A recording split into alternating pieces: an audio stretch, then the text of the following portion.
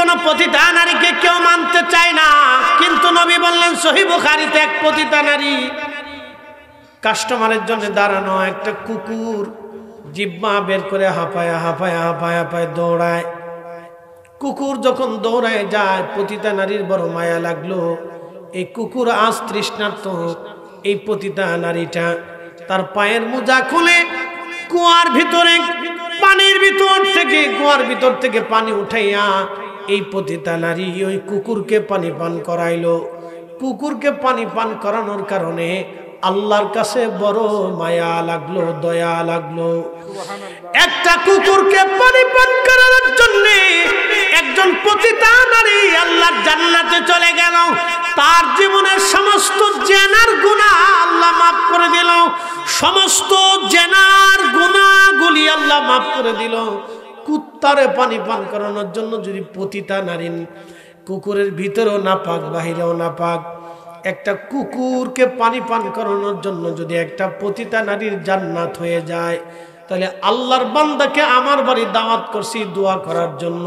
আল্লাহর বান্দা আমার বাড়ি আমার ঘরে এসে দোয়া করলো, অথচ আমি তাকে পানিও দিলাম না, শরবতও দিলাম না, কিছু মিষ্টান্ন দিলাম না, খাইতেও দিলাম না, আমি তাকে সম্মান করলাম না, তাহলে কেমন হলো? আল্লাহর নবী বলেন, উম্মত তোমরা জাহান্নাম থেকে বাঁচো। তোমার ভাইকে একটা খেজুর খাওয়াই হলো জাহান্নাম থেকে তুমি বাঁচো। সহিহ বুখারীর হাদিস।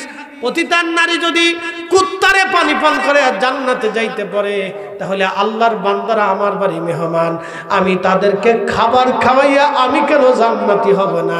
অথচ বেদাতের ট্যাগ মেরে দিছে, এরও বেদাত, ওরে কপাল পুরা, তোর বেদাতের ফতোয়ার গোষ্ঠী কিলাই। আমরা যতদিন বেঁচে থাকবো সুন্নিরা, ততদিন দোয়া করানোর পরে আমাদের সামর্থ্য অনুযায়ী তাবারক আমরা খাওয়াবো।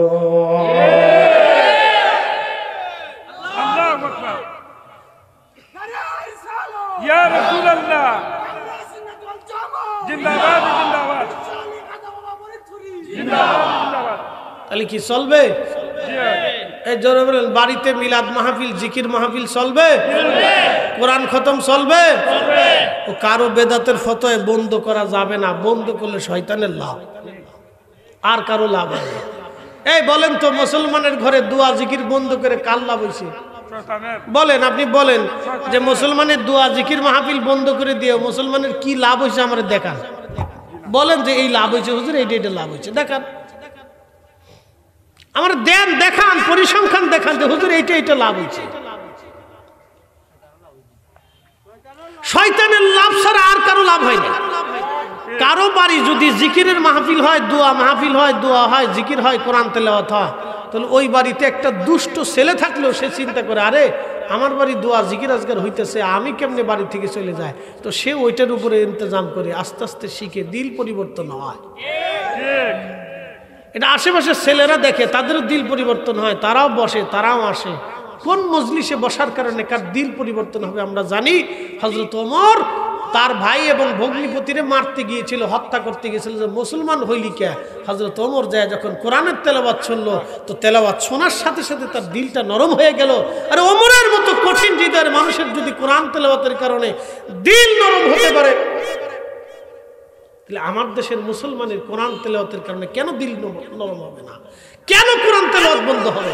কেন কোরআন খতম মুসলমানের বাড়ি বন্ধ হবে? বুঝলাম না কিছু। এদেশের আলেমদেরকে তো আল্লাহ কোরআন খতম বন্ধ করার জন্য, দোয়া বন্ধ করার জন্য, রসুলের দুরূদ সালাম মিলাদ কিয়াম বন্ধ করার জন্য, মানুষের খাদ্য খাওয়া তাবারক খাওয়ানো বন্ধ করার জন্য আল্লাহ আলেমদেরকে দেশে পাঠাই নাই। আল্লাহ আলেমদেরকে পাঠাইছে পতিতালয় বন্ধ করার জন্য, আল্লাহ আলেমদেরকে পাঠিয়েছে সুদ বন্ধ করার জন্য, আল্লাহ আলেমদেরকে পাঠিয়েছে ঘুষ বন্ধ করার জন্য, আল্লাহ আলেমদেরকে পাঠিয়েছে দুনিয়াতে ন্যায় বিচার প্রতিষ্ঠিত করার জন্য, আল্লাহ আলেমদেরকে পাঠিয়েছে অন্যায় জুলুম সিটারি বাটপারি খুন খারাপি এগুলি বন্ধ করার জন্য। আল্লাহ আলেমদেরকে দোয়া দুরূদ কোরআন খতম এগুলি বন্ধ করার জন্য আল্লাহ আলেম পাঠায় নাই। কথা বল না, এগুলির জন্য আল্লাহ আলেমদেরকে কাজ দেয়।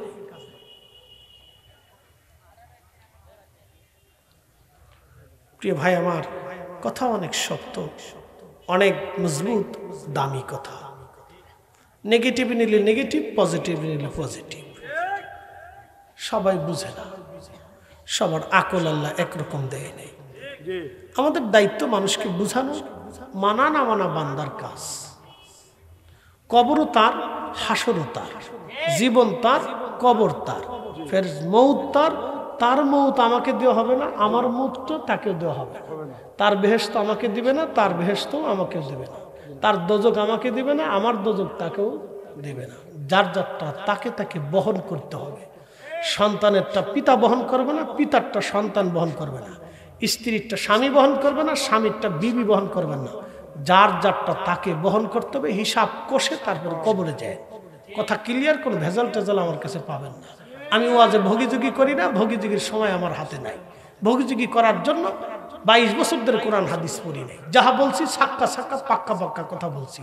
মানা না মানা আপনাদের, বুঝা না বুঝা এটা আপনাদের। প্রিয় উপস্থিতি, কথা মনে রাখবেন, আহলে সুন্নাত ওয়াল জামাত আগেও ছিল, এখনো আছে, আগামীতেও থাকবে। এই জামাতই টিকে থাকবে, কারণ জামাত আউলিয়া কেরামগণের জামাত। আউলিয়া কেরাম না হলে কালেমার স্বাদ, ইসলামের স্বাদ, কোরআনের স্বাদ, আজানের স্বাদ আপনাদের জীবনেও কোনোদিন নসিব হইতো না। একটা সিদ্ধান্ত আল্লাহ দিলেন।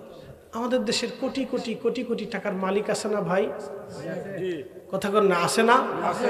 হাজার হাজার কোটি। এই আমার দিকে তাকান, এই বসেন বসেন বসেন, আমরা শেষ করে দিব, বসেন। 12টার পরে আমাদের মাহফিলের সীমানা শেষ হয়ে যায়, বসেন। তারপর আমি জানি 12টায় শেষ হবে না, আরো লম্বা যাবে। বসেন, একটু কথা শোনেন।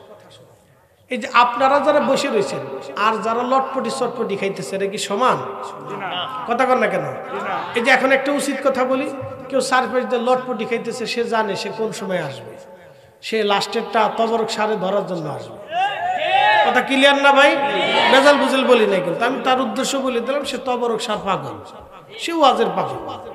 ও তারে শয়তান ওই কিছু লটপটি চটপটি বাদাম চানাচুর ধরাই দিছে, ওই পেটে খুঁচে খুঁচে খেয়ে বেড়াইতেছে। এরপরে শয়তান কবে যে যা এবার যা তবরকটা ধরে গে যা, এর তবরকটা ধরে নিয়ে সে বাইক চলে যায়। এই নিয়ে তো অনেকে এসে। তা আপনারা যারা ভিতরে বসে রইলেন বা ভিতরে এসে কথা শুনতেছেন, আপনারা আর লটপটি চটপটি আলা, এটা কি সমান হবে? সমান না। যে যতটুকু নিবেন সে ততটুকু পাবেন। বলেন তো, একটা আম গাছ থেকে 40 বছর আম কে দেয়? না না, জোরে বলেন, কে দেয়? আপনি ইচ্ছা করলে কি আম ধরাইতে পারবেন? আপনি ইচ্ছা করলে কি পুকুরে মাছ বাড়াইতে পারবেন? একটা ডিম থেকে, হাজার হাজার ডিম থেকে মাছ কে দেয়? আল্লাহ। 1 কেজি 2 কেজি ধান ছিটাইলে 25 মণ ধান কে দেয়? আল্লাহ। আপনি হাজার কান্নাকাটিও যদি করেন তো শীতকালে বৃষ্টি আল্লাহ দেবে না, বন্যা দেবে না। আল্লাহ বন্যা ওই বর্ষাকালেই দেবে, কারণ আল্লাহর একটা হিসাব আছে যে যেই সময় যেটা দিয়ে আল্লাহ বান্দারে খাবার দাবার ফল ফ্রুট আল্লাহ যোগান দেয়, ওই সময় বর্ষাকালে আল্লাহ পানি দিয়ে আমরা মাছ দেয়, এই সময় শুকনা দিয়ে আল্লাহ আমরা ধান দেয়, আরো ফসল দিয়ে রবি শস্য টস্য আল্লাহ আমরা দেয়। এগুলি 12 মাস খাওয়ার জন্য আল্লাহ আমাদের ব্যবস্থা করে দেয়, রিজিককে আল্লাহ বরাদ্দ করে দেয়। মানব জাতি পৃথিবীতে আসবে, আল্লাহর আইন অনুযায়ী একটা ভাত বেশিও খেতে পারবে না, কমও খেতে পারবে না। আল্লাহ যাহা বরাদ্দ করছে সে তাহাই খাবে, তার বেশি খাওয়ার সুযোগ নেই, কম খাওয়ার সুযোগ নেই। পৃথিবীতে বাংলাদেশে একজন ধনী মারা গেল, নাম বলবো না, 80,000 কোটি টাকা, 80,000 কোটি টাকা। আবার বলি, 80,000 কোটি টাকা। 1000 টাকার নোট করে বান্ডিল করে বস্তা ভরে যদি আপনাদেরকে দেওয়া হয় তো মাথায় করে নিয়ে সরতে পারবেন না।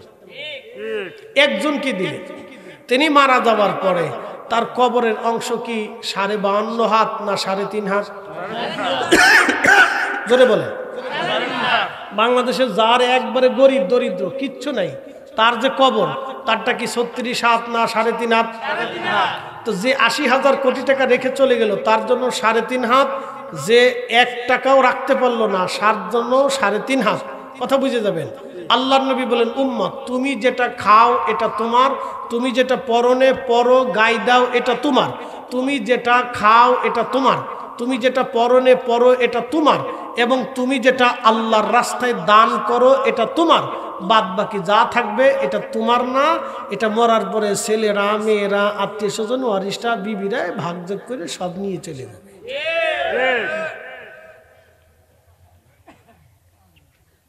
আবার বলি, আপনার সম্পদ থেকে আপনি যেটা খান এটা আপনার, অর্থাৎ খাইছেন নিজের দেহরে আরাম দিছেন, যেটা কি দিয়ে পোশাক পরেন এই ভাঙ্কু চঙ্কু এই পোশাক আপনার, যা পরছেন এটা নিজেরে পইরে মনের সান্ত্বনা দিছেন। আর যেটা আল্লাহ রাস্তায় ব্যয় করছেন এটা আপনি আখিরাতের জন্য জমা করছেন, এটা আপনার। আর বাদ বাকি যা রয়ে যাবে 10 বিঘা 50 বিঘা 1000 কোটি 10,000 কোটি 20,000 কোটি 50,000 কোটি সব ওয়ারিশটা ভাগযোগ করে নিয়ে চলে যাবে, ওইগুলি আর কিছু সে জীবনে পাইল না। ঠিক।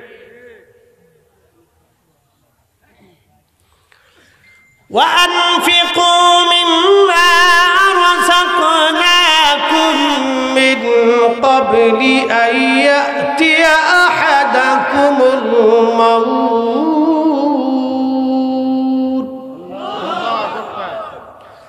فيقول رب لولا أخرتني إلى أجل قريب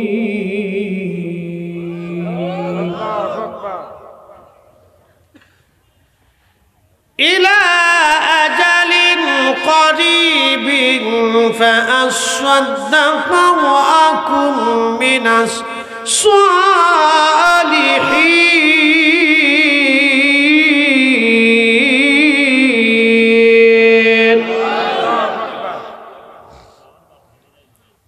রব্বুল আলামিন কুরআনুল কারীমের মধ্যে আমাদেরকে ডাক দিয়ে বলেন, হে আমার বান্দারা, তোমাদেরকে আমি রব্বুল আলামিন সম্পদ দিলাম, রুটি দিলাম, রুজি দিলাম, তোমাদের জীবনে যা যা প্রয়োজন আমি আল্লাহ সব দিলাম।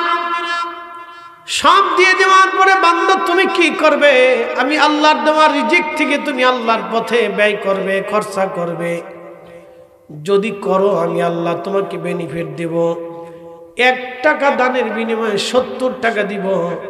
70 থেকে আমি আল্লাহ 700 গুণ পর্যন্ত বাড়ায় দিব। তোমার অ্যাক্সিডেন্ট, দুর্ঘটনা, বালা, অপমৃত্যু, কঠিন কঠিন রোগ থেকে, তোমার সন্তানের রোগ থেকে, বালা থেকে আমি আল্লাহ তোমাকে বাঁচায় দেব। এরপরে আমি রব্বুল আলামিন যদি আমার পথে তুমি দান না করো তাহলে তার তোমার কি করুণ পরিণতি হবে সেটাও শুনে নাও। কিয়ামতের ময়দানে আল্লাহ রাসূল বলতেছেন, আমার উম্মতেরা হাসরের ময়দানের এক পাশে যারা দানশীল না, দান করে না, সম্পদকে কুক্ষিগত করে জমা করে যায়, এই সমস্ত বান্দাদেরকে রব্বুল আলামিন কিয়ামতের ময়দানের একটা পানে দাঁড় করায় দিবেন। ওই সম্পদগুলি যারা অবৈধভাবে ঘুষ খায়, সুদ খায়, অন্যায় করে, অন্যের জমি মাইরে দিয়া সরকারি সম্পদ চুরি কইরা যারা কোটি কোটি কোটি কোটি টাকার মালিক হয়ে গেল, রাষ্ট্রের অর্থগুলি চুরি করে, রাষ্ট্রীয় কোষাগার থেকে, বিভিন্ন সেকশন থেকে, বিভিন্ন রাষ্ট্রীয় বিভিন্ন ব্যবস্থাপনা থেকে যারা অর্থ চুরি করলো, টাকা চুরি করে কোটি কোটি টাকার মালিক হয়ে গেল, আল্লাহর নবী ডাক দেয় বললেন তাদেরকে হাসরের ময়দানের একটা পরে আল্লাহ দিয়ে দিবেন। ওই সম্পদগুলিকে সর্ব আকৃতি বানাইয়া তার শরীরটাকে পেঁচাইয়া ওই সাপটা তার মুখের মধ্যে কামড়াইতে থাকবে। এক একটা কামড়ে মুখের সমস্ত গোশতগুলি কামড়ায় খসায় খসায় টেনে টেনে টেনে টেনে বের করে নিয়ে আসবে। বের করে নিয়ে আসার পরে আবার গোশত হবে, আবার কামড়াবে, আবার গোশত হবে, আবার কামড়াবে। আল্লাহর নবী বলেন, উম্মতরে ওই সাপের বিষ এত কঠিন, একবার যদি কামড় দেয় 40 বছর পর্যন্ত সাপের বিষের ক্রিয়া শরীরের মধ্যে কাজ করবে। ওই সাপটা যদি একবার দুনিয়াতে নিঃশ্বাস ছেড়ে দিত, তামাম পৃথিবীর অক্সিজেন ধ্বংস হয়ে যাইত, তামাম পৃথিবীর সমস্ত বাতাস বিষাক্ত হইয়া সমস্ত সৃষ্টি প্রাণীকুলগুলি মারা যাইত, কোনো প্রাণী পৃথিবীতে বেঁচে থাকতো না। আল্লাহর নবী বলেন ওই সাপটা তার কামড়াবে কতদিন? কোরআনে বলেন তাআরুজুল মালাইকাতু ওয়ার রূহু ইলাইহি ফি ইয়াউমিন কানা মিকদারুহু 50,000 সানা। দুনিয়ার 1 সেকেন্ড করে 60 সেকেন্ডে 1 মিনিট, 1 মিনিট করে 60 মিনিট 1 ঘন্টা, 1 ঘন্টা করে 12 ঘন্টায় 24 ঘন্টায় দিন ও রাত, 24 ঘন্টার দিন ও রাতে 365 দিনে একটা বছর, এক বছর করে 50,000 বছর হলে যত বিরাট হয়, হাসরের একটা দিন হবে তত বিরাট। হাসরের একটা দিন হবে তত বিরাট, সেই দিনের কত শত হাজার বছর থেকে ওই হাসরের মধ্যে সাপে কামড়াইতে থাকবে, তার কোনো হিসাব নাই। আল্লাহর বান্দা খুব বুঝে যাবেন কঠিন ওই দিন, কঠিন ওই হাসরের ময়দান বড় ভয়াবহ হবে। আল্লাহ নবী বলেন উম্মত 3 জায়গায় সন্তান মাকে ভুলে যাবে, মা সন্তানকে ভুলে যাবে, বাবা সন্তান ভুলে যাবে, সন্তান বাবা ভুলে যাবে, ভাই ভাইয়ের কথা মনে থাকবে না, বন্ধু বন্ধুর খবর রাখবে না, স্বামী স্ত্রী ভুলে যাবে, স্ত্রী স্বামী ভুলে যাবে, কারো কথা মনে থাকবে না। ওই কঠিন পেরেশানিতে তার প্রথম স্থানের নাম হলো মিজানের পাল্লা। যখন আল্লাহ পাল্লা দণ্ড স্থাপন করবেন, এক এক করে ডাকবেন আব্দুল করিম, আব্দুর রহিম, আব্দুল জব্বার, আব্দুল খালিক, অমুক বান্দা আসো আসো আসো। সবাইকে আল্লাহ কাতার করে দাঁড়া করাবেন। কোটি কোটি মানুষ মিজানের সামনে কাতারে কাতারে দাঁড়াবে। আল্লাহ সবার নেকিগুলি সামনে ওজন করবে, কারো গুনাহ এবং নেকির পাল্লাগুলি পাল্লায় পাল্লায় দেওয়া হবে। তখন এই বান্দা সন্তান সন্ততি স্ত্রী পুত্র পরিজন কারো কথা মনে থাকবে না। এত পেরেশান, এত পেরেশান, না জানি আজকে আমার নেকের পাল্লা হালকা হয়ে যায়, না জানি আজকে গুনার পাল্লা আমার আজকে ভারী হয়ে যায়। কঠিন এই পরিস্থিতিতে নবী ডাকতে বলেন উম্মত শোনো, সবাই তোমাকে সেই দিন ভুলে যাবে, কিন্তু আমি নবী তোমারে ভুলবো না। আমি ওই মিজানের পাল্লার পাশে দাঁড়ায় থাকবো, আমার উম্মত যাতে জাহান্নামে না যায়, আমি নবী মিজানের পাশে দাঁড়ায় দাঁড়ায় পাহারা দিতে থাকবো। একবার জোরে বলা যাবে কি ইয়া রাসূলুল্লাহ। শ্রেষ্ঠ নবী দিলাম রে, ঠিক কিনা?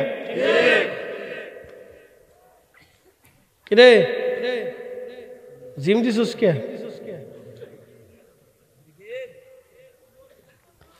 শ্রেষ্ঠ নবী দিলাম রে তরিয়ে নিতে রোজ হাসরে, পথ না ভুলি তাই তো দিলে, পথ না ভুলি তাই তো দিলে, পাক কোরআনের বাণী খুদা তোমার মেহেরবানি। প্রতিনিয়ত নবীকে কষ্ট দিত, কথা দিয়ে, কাজ দিয়ে, কর্ম দিয়ে, সমস্ত কিছু দিয়ে আবু জাহেল আমার রসুলের বিরুদ্ধচারণ করত। নবীর জীবনে একটা শব্দ নাই যে রসুল আবু জাহেল সম্পর্কে কখনো একটা বাজে কথা বলছে। আল্লাহর নবী একটা গীবত বলেছে, পিছনে আবু জাহেলের দোষ চর্চা নবী নিজে করেছেন, কোন প্রমাণ রসুলের জীবনে নাই। একসাথে বলবেন আল্লাহু আকবার। আমরা সেই নবীর উম্মত, কথা ঠিক আছে না? চার দোকানে বসলে এ ভালো না, সে ভালো না, এটা ভালো না, সেটা ভালো না, হেতার বউ এমনি চলে, মাইয়া এমনি চলে, পোলা এমনি চলে, সব নিজেই ভালো। খালি মানুষের দোষ চর্চা করে, কিন্তু নিজের দোষ কখনো চর্চা করে না। মানুষ যদি তার নিজের দোষ চর্চা করত তাহলে সে অলি হয়ে যেত, কথা ঠিক আছে না ভাই? মানুষ যদি তার নিজের দোষ চর্চা করত তাহলে সে কি হয়ে যেত? অলি হয়ে যেত। কিন্তু সে নিজের দোষ চর্চা করে না, খালি অমুক ভালো না, তমুক ভালো না, সে ভালো না, তার মাইয়া ভালো না, বউ ভালো না, এমনে যায়, হেমনে ঘুরে, হেতা করে, সেটা করে, খালি এই মানুষের দোষ। দোকানে বসলে এই শুধু এই গল্প কিচ্ছা গাইতেছে। প্রিয় ভাই আমার, বলেন তো ফিরে যাব কার কাছে? আল্লাহর কাছে। জবাব দিতে হবে কার কাছে? আল্লাহর কাছে। কোনো পালানোর রাস্তা নাই। আপনি শ্বশুর বাড়ি থেকে পালাইতে পারবেন, বউয়ের থেকে পালাইতে পারবেন, সন্তান থেকে পালিয়ে থাকতে পারবেন, পুলিশ গোয়েন্দা ডিভিশন থেকে পালিয়ে থাকতে পারবেন, ডাক্তার থেকে পালিয়ে থাকতে পারবেন, দুনিয়ার জনমানবহীন শূন্য মরুভূমিতে যে একা একা বাস করতে পারবেন, বিজীবন জঙ্গলের ভিতরে একা একা বসবাস করতে পারবেন, কিন্তু আজরাইল থেকে পালিয়ে বাঁচার কোনো রাস্তা নাই। কুল ইন্নাল মাউতাল্লাযী তাফিরুনা মিনহু ফাইন্নাহু মুলাকীকুম।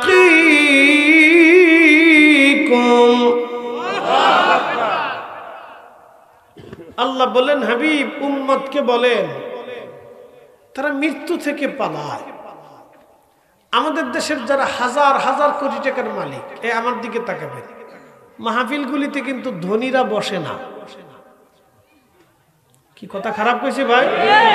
কোন ধনী মাহফিলে বসে না, মাহফিল করে না, মাহফিল দেয় না, মাহফিল সাজায় না, মাহফিল তারা শোনেও না।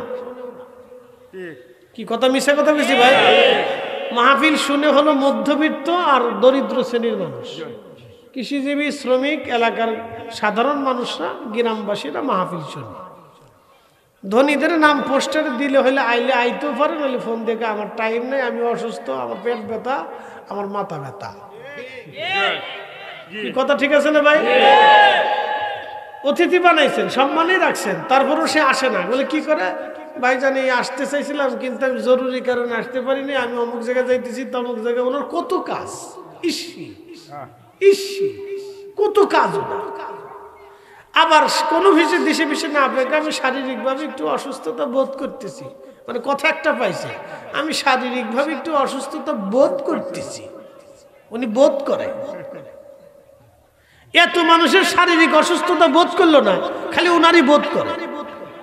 কি কথা কর না কেন? উচিত কথা বলে তো মহাবাজার, খালি উনারই শরীর অসুস্থ বোধ করে, আর কারো অসুস্থ বোধ করে না। বুঝতে পারছেন? ধনীরা মাহফিলে বসে না, মাহফিল দেয়ও না, মাহফিল করেও না, মাহফিল দিতে চাইও না। প্রিয় উপস্থিতি, এই যে আমার দেশের হাজার হাজার কোটি টাকার মালিক কতজনের জমি চুষে নিয়ে গেল। বড় বড় গ্রুপ ইন্ডাস্ট্রির মালিকরা জমিন খেকো, গরিব মানুষের জমিন চুষে নিয়ে চলে যায়, বলে জমিন দিতে হবে, নিয়ে চলে গেল। যে জমির দাম 5,000 টাকা, 5 কোটি টাকা, সেই জমির দাম এই 50 লক্ষ টাকা, 1 কোটি টাকা দিয়ে বাকি 4 কোটি টাকা দেয় না। আবার কত গরিব মানুষ, কোন শক্তি টক্তি নাই, বিচার আদালত সালিশ তাদের কাছে নাই, পুলিশও তাদের কাছে কোনো নিরাপত্তা দেয় না। কি এক দেশে বাস করি বা! গরিব মানুষ পুলিশের কাছে গেলে, পুলিশও অনেক জায়গায় অনেকে তারা মানুষই মনে করে না, আদালতে তাকে মানুষই মনে করে। কি কথা কর না কেন?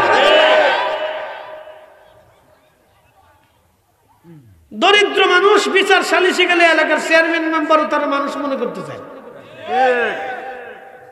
এই তো অবস্থা দেশে, এই অবস্থা চলতেছে সারা বাংলাদেশে।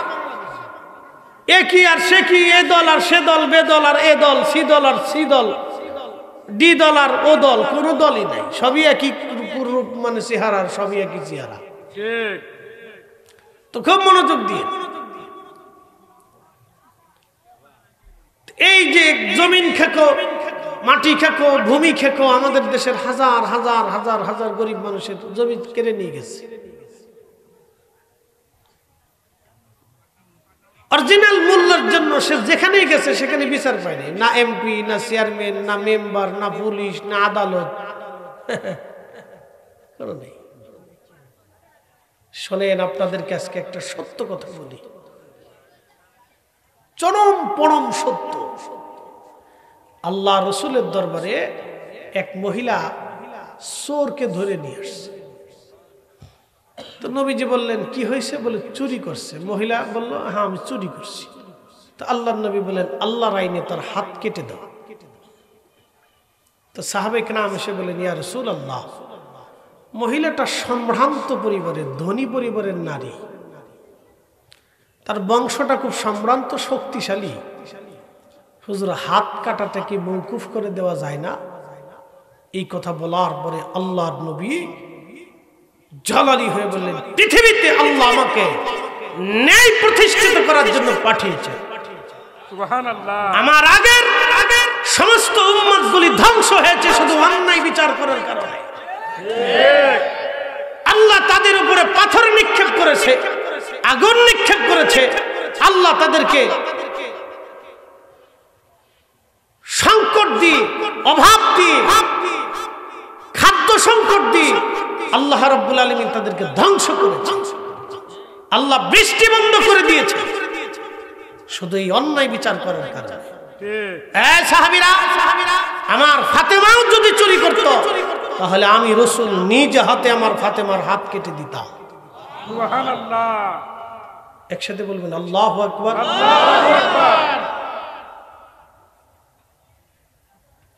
বৃষ্টি বন্ধ, ফসল নষ্ট, খাবারের সংকট, অর্থনৈতিক প্রবলেম, নানান প্রবলেম দেশের ভিতরে একটার পর একটা লেগে থাকে শুধু অন্যায় বিচারের জন্য। এই দেশে কোনো ন্যায় বিচার নাই, আপনি পাবেন না তো খুঁজে। আমাকে দেখান কয়টা ন্যায় বিচার এই দেশে হয়? নাই। হ্যাঁ, নাই। কয়টা ন্যায় বিচার এই দেশে হয়? আপনি দেখান, দেখান।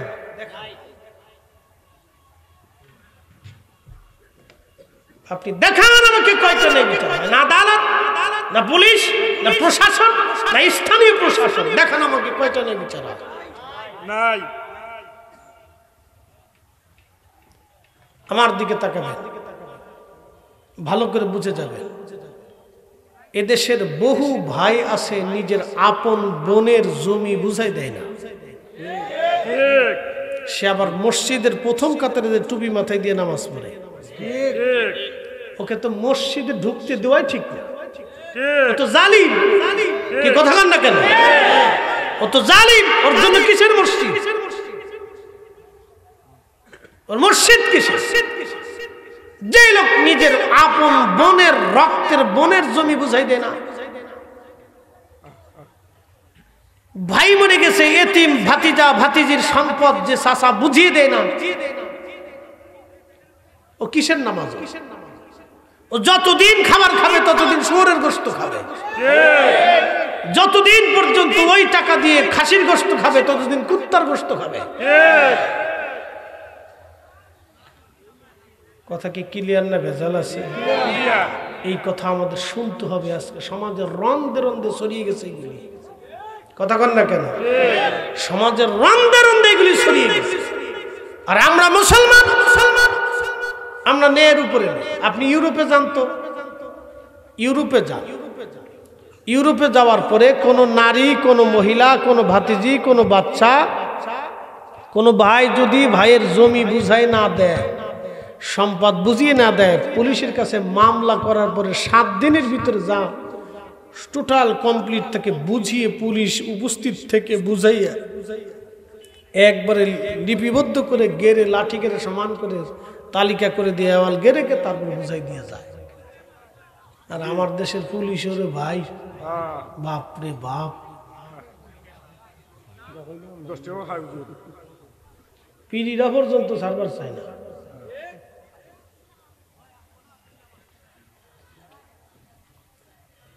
এ মুসলমান, তারা খ্রিস্টান, তারা ইহুদি, তারা নাসারা, তারা নাস্তিক, তারা কাফির। মুসলমানের মূল যন্ত্রটা কাফিররা নিয়ে চলে গেল, যার কারণে আল্লাহ তাদের এত ফসল দিল, এত সম্পদ দিল, এত খাদ্য দিল, এত সুন্দর তাদের দেশ দিয়ে দিল। আর আমরা মুসলমানরা যখন অন্যায় করা শুরু করলাম, আল্লাহকে এত ডাকার পরেও আল্লাহ দোয়া কবুল করে না। কথা কর না কেন, ঠিক কিনা? দেশে এত হাজার হাজার মাহফিল হচ্ছে, হাজার হাজার ওয়াজ হইতেছে, হাজার হাজার ওয়াজ হইতেছে। সৈলপুরবাসী মনোযোগ দিবেন, কথাগুলি যদিও আমার শক্ত ভাষা, কিন্তু আপনাদের অনেকের খারাপ লাগতে পারে। বাবারে, খারাপ লাগলে কিছুই করার নাই আমার, কারণ এই জবানের হিসাব কিয়ামতের ময়দানে আল্লাহর আদালতে দিয়ে দিতে হবে। প্রত্যেকটা বক্তা তার জবানের হিসাব আল্লাহর দরবারে দিতে হবে। এই অন্যায়ের কথা যদি আমরা সমাজে তুলে না ধরি, মানুষকে না বুঝাই, পৃথিবীতে কে মানুষকে বুঝাবে বলেন? এই চেয়ারটা আল্লাহর পক্ষ থেকে আমার জন্য আমানত। এই যে দিছে, এটা আল্লাহর পক্ষ থেকে আমার জন্য আমানত। কি বলেছি? আল্লাহ আমার কাছে যদি হিসাব চায়, আমি কি করব? কি সর্বনাশ হবে আপনি একটু চিন্তা করেন তো। এই চেয়ারে আল্লাহ সবাইকে এখানে বসায় না, সবাইকে চেয়ারে বসায় না আল্লাহ, আমাকে আল্লাহ এখানে বসিয়েছেন। আজকে প্রধান বক্তার আসনে আপনারা আমাকে বসিয়েছেন। প্রধান বক্তব্য যিনি দেন, তাকে মেইন বক্তব্য যিনি প্রদান করবেন, তাকে প্রধান বক্তা হিসেবে নির্বাচিত করা হয়, বা প্রধান অতিথি হিসেবে তাকে নির্বাচিত করা হয়, যে আমরা তার কাছ থেকে সর্বশেষ মূল্যবান কথাগুলি শুনব। তো এই কথা যদি কথার মতো না হয়, তাহলে আমার কি হবে? তাহলে এই চেয়ারের মর্যাদা কি রাখলাম? আল্লাহর দেওয়া আমানতের রক্ষা কি করলাম? বুঝতে হবে এটা। প্রিয় শৈলপুরবাসী, রাস্তাঘাটে, দোকানে পাটে, যে যেখানে বসে বসে কথাগুলি শুনতেছেন, মনোযোগের সাথে কথাগুলি শুনে যাবেন। বাজান আমার, কথাটা শোনা বড় জরুরি। আজকে শুধু অন্যায় অন্যায় অন্যায়, ন্যায়ের চিহ্ন পর্যন্ত হারিয়ে গেছে। আজ বাংলাদেশের অধিক বিচার সালিস যদি আপনি দেখেন, 100%-এর ভিতরে 98% বিচার সালিস ন্যায্য মূল্য অনুযায়ী হয় না, ন্যায়সঙ্গত হয় না, সবই অন্যায় হয়ে যায়। অন্যায়, ন্যায়সঙ্গত কোনো বিচার হয় না। আজকে আপনাদেরকে একটা ঘটনা শুনিয়ে যাব, খুব মনোযোগ দিয়ে শুনে যাবেন। তারপরে আমি আমার মূল আলোচনার দিকে ফিরে যাব। বর্তমান যে সিরিয়াতে যুদ্ধ হচ্ছে, সিরিয়ার একটা শহরের নাম আলেপ্পো। এই আলেপ্পো শহর থেকে তখন মুসলিম মিল্লাতের খলিফা ছিলেন হারুন রশিদ। খলিফা হারুন রশিদের স্ত্রীর নাম ছিল জুবাইদা। এত বড় তাহাজ্জুদ গুজারি আল্লাহ ওয়ালি বান্দা বান্দি ছিলেন, যে এত বড় পৃথিবীর বাদশাহ খলিফার স্ত্রী হয়েও রাজকোষ থেকে কোনো পয়সা নিতেন না। টুপি সেলাই করে সে সংসার চালাইয়া, টুপি বিক্রি করে যা পাইতেন তাহা দিয়ে ডাল ভাত খেয়ে বেঁচে থাকতেন। একবার জোরে বলা যাবে কি মারহাবা। আর আমাদের দেশের যত নেতা নেত্রীর বউ আছে, বাপরে বাপ, সব বোতল সার মুড়ি। বোতল সারে চিনছেন? আমাদের দেশের যত নেতা নেত্রী আছে, বোতল সার মুড়ি। মাফ করে দিবেন, কথা বলতে বাধ্য হলাম, প্রায় বোতল সার মুড়ি। পৃথিবীর এত বড় বাদশা তিনি, দেখেন কত বড় পৃথিবীর বাদশা, বুঝাই দিছে। বর্তমানে ইরান, এরপরে ইরাক, এরপরে ইয়ামান, ওমান, কাতার, দুবাই, কুয়েত, বাহরাইন, সৌদি আরব, তারপরে জর্দান, এরপরে আপনার লেবানন, লিবিয়া, সিরিয়া, ফিলিস্তিন, মরক্কো, আলজেরিয়া, নাইজেরিয়া, সুদান। বিরাট পৃথিবীর বাদশা ছিলেন তিনি। বাংলাদেশের মতো অন্তত প্রায় 1000 দেশের মতো একটা দেশের বাদশা ছিলেন। একসাথে বলবেন আল্লাহু আকবার। বাংলাদেশের প্রায় 1000 দেশের মতো একটা বাদশা ছিলেন তিনি। তার স্ত্রী টুপি সেলাই করে সংসার চালাইতো। আর আমার দেশের কত বেডি আছে বাবারে, স্বামী যদি বিদেশ থেকে পয়সা করির মালিক হয়ে যায়, তো বেডির ভাবের জ্বালায় রাস্তায় আড়া যায় না। উড়ে বাউ দিছে বেটি, বাপরে বাপ, বাউ কারে কয়। এই জুবাইদা হাজিদের জন্য, আরাফাতের মাঠে হাজিদের কষ্ট লাঘব করার জন্য তিনি একটা নহর বানিয়ে দিয়েছিলেন। সেই নহরের নাম নহরে জুবাইদা। প্রায় 25 কিলোমিটার রাস্তা ব্যাপী একটা নহর করেছিলেন, ড্রেন। তৎকালীন সময়ে তার নিজের অর্থ দিয়া কোটি কোটি টাকা খরচা করে এই জুবাইদা একটা নহর বানিয়ে দিয়েছিলেন। পাহাড়ের কাছ দিয়ে ঘেঁষে ঘেঁষে ঝর্ণা থেকে একটা নহর তিনি এনে দিয়েছিলেন হাজিদের জন্য, আরাফাতের মাঠ পর্যন্ত, যাতে হাজিদের পানির কষ্ট না হয়। সেই নহরের নাম নহরে জুবাইদা। এখনো সেই নহর আরাফাতের মাঠ দিয়ে, মিনার প্রান্তরের পাশ দিয়ে এখনো আছে। সুবহানাল্লাহ। একসাথে বলবেন না মারহাবা। আমার কিন্তু চিনি ছাড়া লাগে, অত ঠিক আছে, চিনি খেয়ে লাভ নেই। বেশি মিষ্টি হয়ে গেলে শেষে জবান, বেশি মিষ্টি হয়ে গেলে শেষে আবার জ্বালা আছে। তাহলে আর হক কথা বেরোবেন না, খালি মিষ্টি মিষ্টি কথা বেরোবেন। কিছু তিতে কথা বেরোর দরকার, ঠিক আছে না ভাই?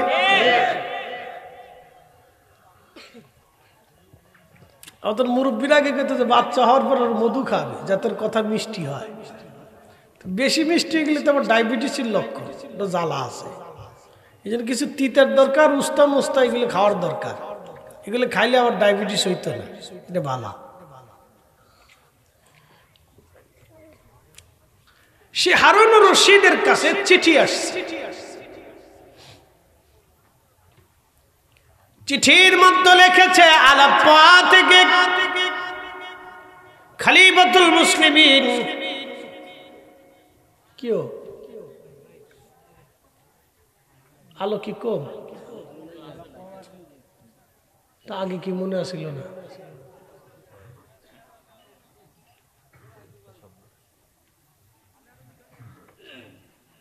মুশকিল, দরকার কি যেমনি সেমনি থাকতে চলবো, এত বেশি দিককে লাভ নাই।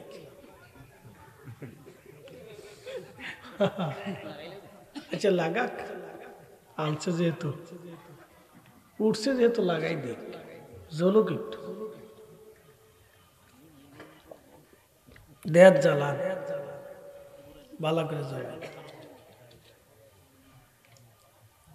আহা, দুনিয়ার সামান্য সময়ের জন্য আমাদের কত প্রচেষ্টা থাকে না, কিন্তু আখেরাতের জন্য কি প্রচেষ্টা করছি বলেন তো? কিচ্ছু করি নাই। একটা ঘর বানানোর জন্য মানুষ কত পরিশ্রম করে, অনেক পরিশ্রম করে সে চিন্তা করে আমি একটা সুন্দর ঘর বানাবো, সেখানে থাকবো। কিন্তু ঘরে কি চিরদিন থাকা যায় ভাই? না, থাকা যায় না। আমাদের যেই ঘরে আমরা থাকবো সেই ঘরটাকে সুন্দর করি না। বলে হুজুর সেই ঘর সুন্দর করতে হলে কি করতে হবে? 1 নম্বরে হালাল খাবারে আসতে হবে। যার হালাল নাই তার নামাজ রোজা কবুল নাই। কথা ক্লিয়ার? এই শুনে যাবেন, যার খাবার হালাল নাই তার নামাজ রোজা কবুল নাই। যার খাবার হালাল সে 5 ওয়াক্তের জায়গায় 1 ওয়াক্ত যদি পড়ে তাও কবুল। আর যার খাবার হারাম সে 5 ওয়াক্তের জায়গায় যদি 5 ওয়াক্ত পড়ে নফল নামাজ পড়ে কোরআন তেলাওয়াত নিয়ে মসজিদে তাসবিহও পড়ে থাকে তাও কবুল হবে না। কথা ক্লিয়ার না ভেজাল আছে? ভালো করে বুঝে যাবেন, যার খাবার হালাল, যার খাবার হালাল সে 1 ওয়াক্ত নামাজও যদি পড়ে তাও কবুল। আর যার খাবার হারাম সে 50 বছর যদি নামাজ পড়ে তাও কবুল হবে না। বুঝে তারপরে বাড়ি যাবেন। হ্যাঁ, যদি ওয়াজ শুনতে চান তাহলে শোনেন, না শুনলে বাড়ি চলে যাবেন, সমস্যা নেই। ওয়াজ শুনে যাস, কাজে লাগবে। আজকে একবার আসল কথা বলে দিয়ে গেলাম। এজন্য আগের যুগের ওলি যারা ছিলেন তারা জীবন চলে গেল কখনো খাবারের ভেজাল এনে খাবার খাইতেন না। তাদের খাবার ছিল বিশুদ্ধ। পানির মধ্যে ফু দিলে শুধু পানি থাকে নাই, এটা ক্যান্সারের ওষুধ বানিয়ে দিছে না। কি কথা কন না কেন? অলি কি গাছে ধরে? কলি অলি হওয়া যায় না? না না, অলি হইতে হলে তাকে সর্বপ্রথম হালাল খাবারের ভিতরে নিয়ে আসতে হবে। গাঁজা খেয়ে যদি অলি হওয়া যায় তো তাতে কাজই হয়েছিল। কোনটা মোষ কোনটা দাড়ি হেতা নিজেও জানে না, 7 দিন পর্যন্ত গোসল করে না, শরীরে পাড়ার গন্ধ। হেতে হয়েছে আমার সাহসুবি। সাহসুবি মুর্শিদে কামেল মরে যাওয়ার পরে একটা কবর বানাই দিয়ে ফুল টুল দিয়ে সাজায় দেখে মাজার শরীফ। শয়তান কোথাকার, এই মাজার করে বানাইতে কইছে কেনা? এই কি কথা বল না? কিসের মাজার? কিসের মাজার? হাজির এই সমস্ত ফাজলিমের জন্য সুন্নিয়তের কলঙ্ক হইছে আজকে। ঠিক কি কথা কর না কেন? এই সমস্ত ফাজলিমের জন্য সুন্নিয়তের কলঙ্ক হইছে। মাজার যদি হয়তো শাহজালালের তো হবে, শাহপরের তো হবে, 360 আউলিয়ার তো হবে, নির্ভরযোগ্য আউলিয়া কেরামের মাজার হইলে তাহলে আমরা সেখানে জিয়ারতে গেলে আমাদের কাজ হবে। ঠিক হাজারে বাজারে গান জুটি পান জুটি হিরিঞ্চি বিরিঞ্চি বাবা খোর ফকির ফক্কার তাবিজ কবজ করছে, কুফুরি কালাম হেতার মাজার বানাই ফেলছে। প্রিয় ভাই আমার, খুব কথা ভালো করে শুনে যাবেন। খলিফা হারুন রশিদের দরবারে চিঠির মধ্যে লেখা, খলিফা আজকে আলেপ্পো শহরে 1 মাস হলো বিচারক যিনি তিনি অসুস্থ হয়ে পড়ে আছেন। শহরে বিচার না হওয়ার কারণে চোর ডাকাতগুলি বেড়ে গেছে, চুরি ডাকাতি বেড়ে গেছে, রাহাজানি খুন খারাপি বেড়ে গেছে, বিচারক নাই। আপনি দ্রুত গতিতে একজন বিচারক পাঠিয়ে দিবেন। খলিফা হারুনুর রশিদ চিঠির উত্তরে লিখলেন আগামী 1 সপ্তাহের মধ্যে ইরাকের বাগদাদ থেকে সিরিয়ার আলেপ্পোতে নতুন বিচারক পৌঁছায় যাবে। সুবহানাল্লাহ। বিচারক চলে গেলেন। লোকের একজন সকালবেলা একজন বৃদ্ধা নারী বৃদ্ধ মহিলাকে ধরে নিয়ে আসছে। বৃদ্ধ মহিলাকে ধরে আনার পরে বিচারক জিজ্ঞেস করলেন, হে লোকেরা, তোমরা কেন বৃদ্ধ নারীকে ধরে আনছো, কারণ কি? লোকেরা বলল, বিচারক, এই বৃদ্ধ নারীটা আমাদের ঘরে আমাদের দোকানে চুরি করতে যায় হাতে হাতে ধরা পড়েছে। সে আমাদের দোকানে রুটি চুরি করতে গেছে আর মধু চুরি করতে গিয়েছিল, আমরা হাতে নাতে তারে ধরে এনেছি। বিচারক জিজ্ঞেস করলেন, বুড়িমা, তুমি কি রুটি আর মধু চুরি করতে গিয়েছিলা? বুড়িমা বলল, হ্যাঁ বিচারক, আমি রুটি আর মধু চুরি করতে গিয়েছিলাম। বিচারক বলল, বুড়িমা, এই বৃদ্ধকালে, এই ক্ষীণ দুর্বল বয়সে তুমি চুরি করতে গেলে কেন, কারণ কি? বৃদ্ধা নারী চোখের পানি ছেড়ে দিয়ে বলল, বিচারক, আমার ঘরে 2টি এতিম নাতি বাচ্চা আছে, ওরা এতিম, বাবাও নাই মাও নাই, এই 2টা এতিম সন্তানকে আমি লালন পালন করি। আমি বৃদ্ধ মানুষ, আজকে 7 দিন হলো আমার ঘরের মধ্যে কোনো খাবার নাই, দানা নাই, পানি নাই, রুটি খেজুর নাই। বাচ্চা 2টি ক্ষুধার্ত, ক্ষুধার কারণে সহ্য করতে না পারে আমি রুটির দোকানে রুটি চুরি করে আমার এতিম বাচ্চাদের খাওয়ানোর জন্য গিয়েছিলাম। বিচারক, আমি চোর, আমি চুরি করেছি, আল্লাহর আইন অনুযায়ী আপনি আমার ফায়সালা করে দেন। ভালো করে বুঝে যাবেন, এই ঘটনাটা একটা প্রসিদ্ধ ঘটনা। তো বিচারক স্তব্ধ হয়ে গেলেন, স্টপ হয়ে গেলেন। একটা বৃদ্ধা কখন চুরি করে বুঝতে পারতেছে। তারপরে তার ঘরে এতিম নাতি বাচ্চা। বিচারক বলে, ঠিক আছে, আমি বুঝতে পারছি, কিন্তু এই বুড়ির বিরুদ্ধে আজকে আমি রায় দেব না, আগামীকাল সকালে রায় দেব, কিন্তু শহরের যিনি নগর প্রধান তিনি উপস্থিত থাকবেন, যিনি পুলিশ প্রধান তিনি উপস্থিত থাকবেন, যিনি খাদ্য অধিদপ্তরের প্রধান তিনি এই আলেপ্পো শহরের যিনি আছেন তিনি উপস্থিত থাকবেন, এবং এই আলেপ্পো শহরের ধনী ধনী ব্যক্তি যারা আছেন তারাও উপস্থিত থাকবে। আগামীকাল সবার সামনে বিচার ফায়সালা হবে।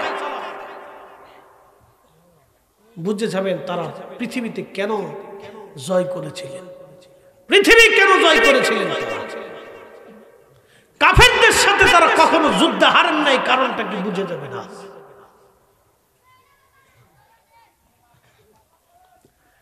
সেই দিন বিচারক বললেন, কাল আগামীকাল সকালবেলা ফায়সালা করব আমি। পরের দিন সকালবেলা বাদী যারা তারা আসলেন, বুড়ি আসলেন, নগর প্রধান, পুলিশ প্রধান, খাদ্য অধিদপ্তরের প্রধান, ধনী ধনীরা সবাই আসছে। বিচারক বললেন, দেখেন, এই বুড়িমা রুটির দোকানে রুটি চুরি করতে গেল, তার 2টি এতিম নাতি বাচ্চা ঘরের মধ্যে ক্ষুধার্ত, সে রুটি চুরি করতে যায় হাতে নাতে ধরা পড়েছে। সে অকপটে স্বীকার করে সে চুরি করতে গিয়েছিল। আমি একজন বিচারক, আল্লাহর আইন বিধান অনুযায়ী তারা হাত কেটে দেওয়া ছিল আমার দায়িত্ব, কিন্তু তার বৃদ্ধতা স্বাস্থ্যের দিকে তাকাইয়া এবং অকপটে স্বীকার করার জন্য তারা হাত কাটাটাকে আমি মওকুফ করে দিলাম, কিন্তু 100 বেত্রাঘাত আমি তার জন্য নির্ধারিত করলাম। 100টা বেতের বাড়ি থেকে মারতে হবে। 2 নম্বর, 100 রৌপ্য দিনার আমি জরিমানা ধার্য করলাম। 100 রৌপ্য দিনার তাকে জরিমানা বাবদ রাষ্ট্রীয় কোষাগারে জমা করতে হবে। এই রায় দেওয়ার পরে বিচারক তার আসন থেকে দাঁড়াইলেন, দাঁড়ায় বললেন, হে সুধী সমাজ, আপনারা শুনে নেন, এই বুড়ি চুরি করতে যায় নাই, বরং তার এতিম নাতি বাচ্চারা 7 দিন পর্যন্ত ক্ষুধার্ত ছিল। সে নিজে ক্ষুধার্ত, সে নিজে চুরি করে নাই, বরং এই রাষ্ট্র তাকে চুরি করতে বাধ্য করছে। এই রাষ্ট্র তাকে চুরি করতে বাধ্য করেছে। মুসলিম খেলাফত তাকে চুরি করতে বাধ্য করে। খলিফা যদি তার ঘরে ঠিক মতো খাবার পৌঁছাইতো, বৃদ্ধ ভাতা তার ঘরে পৌঁছাই দিত, তাহলে এই বুড়ি চুরি করতে হতো না।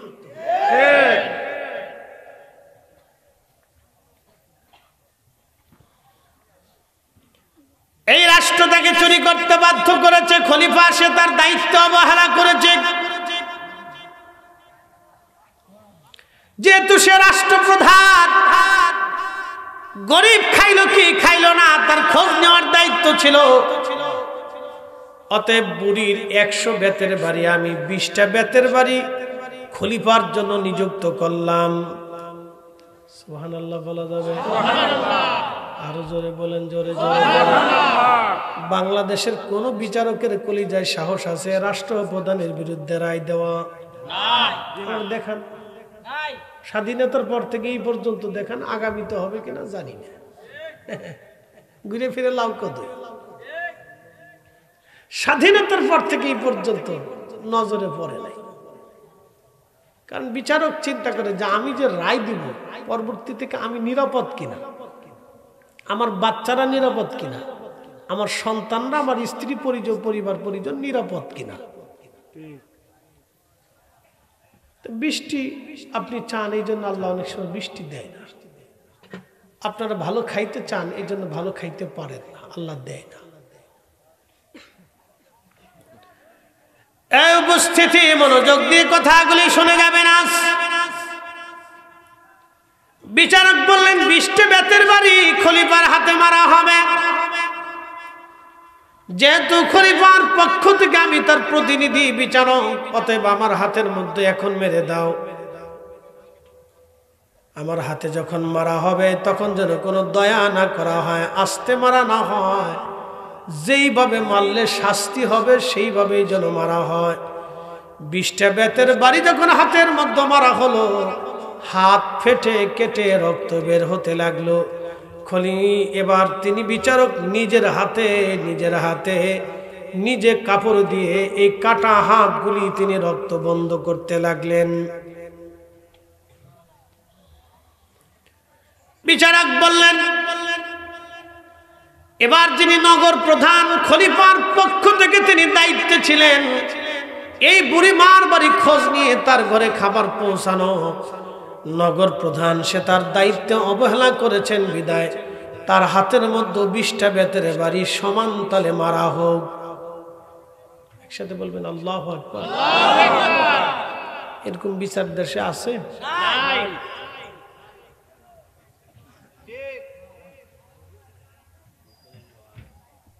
এখন বিচার হচ্ছে পক্ষপাতিত্ব বিচার, সব টিভির বিচার।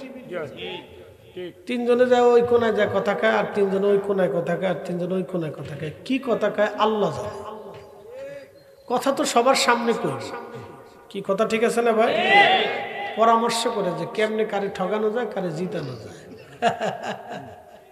শয়তানে হাসে, কয় বাপ রে বাপ, এর আবার মুসলমান হয়েছি। আমার সাথে সিটার, আমি আর কি সিটার, এটা আমার সাথে বড় সিটার ওরা।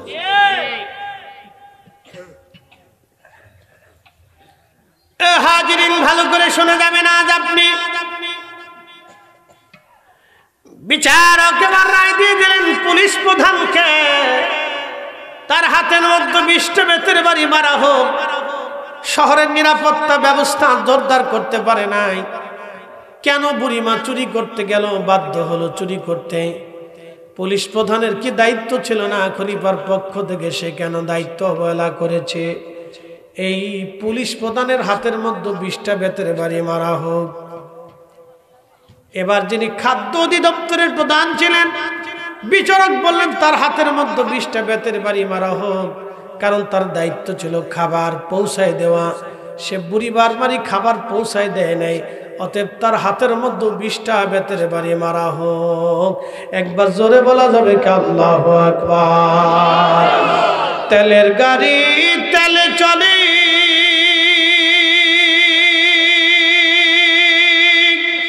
হাওয়ার গাড়ি হাওয়ায় উড়ে, বিনা তেলে চালায় গাড়ি নবী সুলাইমান। আমরা সেই মুসলমান, আমরা সেই মুসলমান, ঠিক কিনা?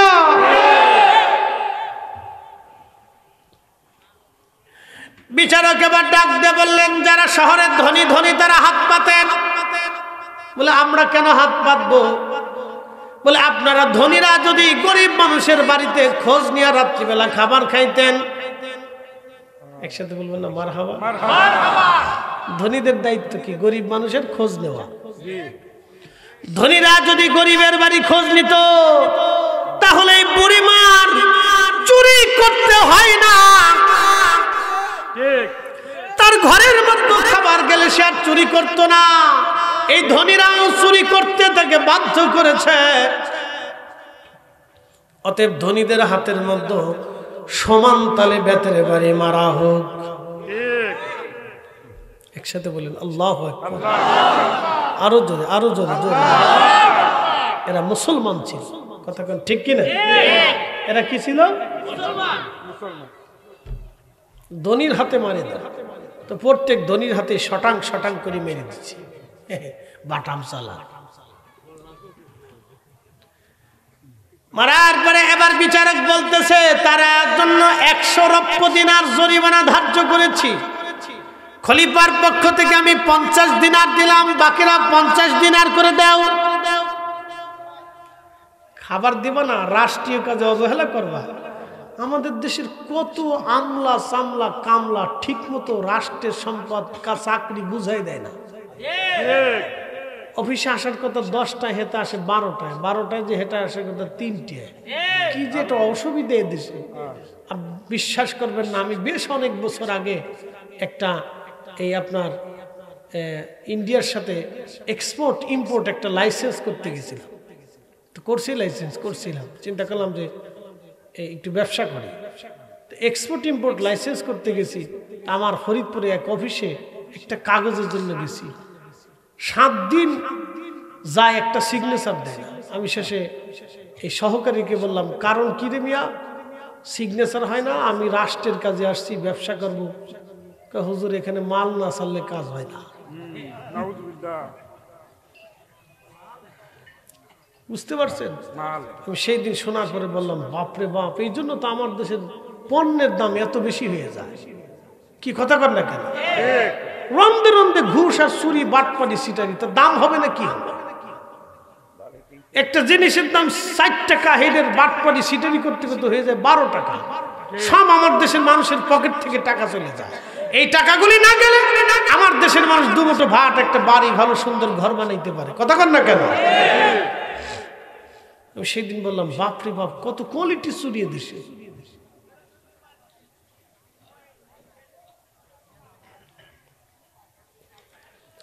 প্রিয় উপস্থিতি, মনোযোগ দেবেন। হাজিরিন, কি বলবো, বলার তোর ভাষা নাই। আমরা চেতনাহীন মুসলমান হয়ে গেলাম। যদি চেতনা থাকতো, দিনের বুঝ আমাদের মধ্যে থাকতো, ন্যায় অন্যায় আমরা বুঝতাম, তাহলে কাজই হয়েছিল। কোনটা ন্যায় কোনটা অন্যায় যদি আমরা বুঝতাম, তাহলে কাজই হয়েছিল কোনটা ন্যায় কোনটা অন্যায়।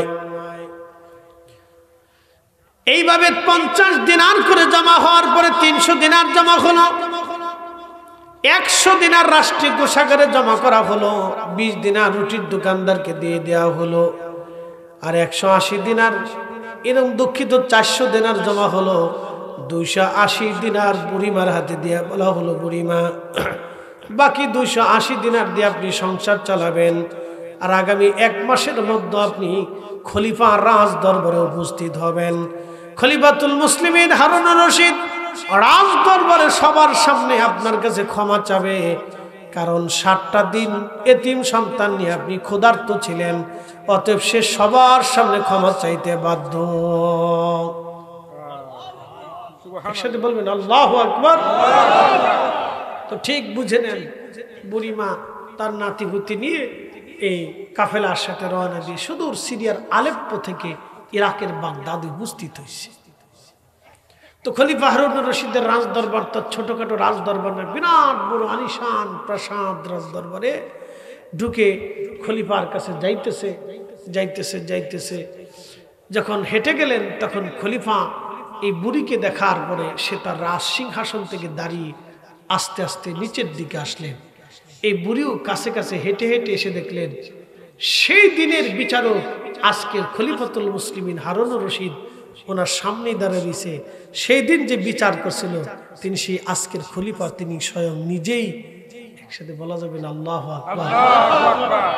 খলিফা হারুনুর রশিদ বলতেছিল, বুড়িমা মাফ করে দিবেন, এই রাজ দরবারে আপনাকে ডেকে নিয়ে আসছি ক্ষমা চাওয়ার জন্য। সেই দিন আমি বিচার করেছিলাম, কিন্তু আপনি 7 দিন ক্ষুধার্ত ছিলেন, আপনার এতিম বাচ্চাগুলি 7 দিন না খেয়ে কষ্ট করেছিল। যদি আপনি আদালতে মেহশরে আল্লাহর সামনে বিচার দায়ের করে বসে, তাহলে আমি খলিফা হারুনুর রশিদ মামলার আসামি হয়ে যাব। হাসরের ময়দানে আমার এই বিরাট বড় রাজত্ব সিংহাসন সেদিন বিলীন হবে, আমার মুসলমানিত্ব সেই দিন কিচ্ছু কাজে লাগবে না। খলিফা, আমি খলিফাতুল মুসলিমিন হয়েও কোনো কাজ হবে না।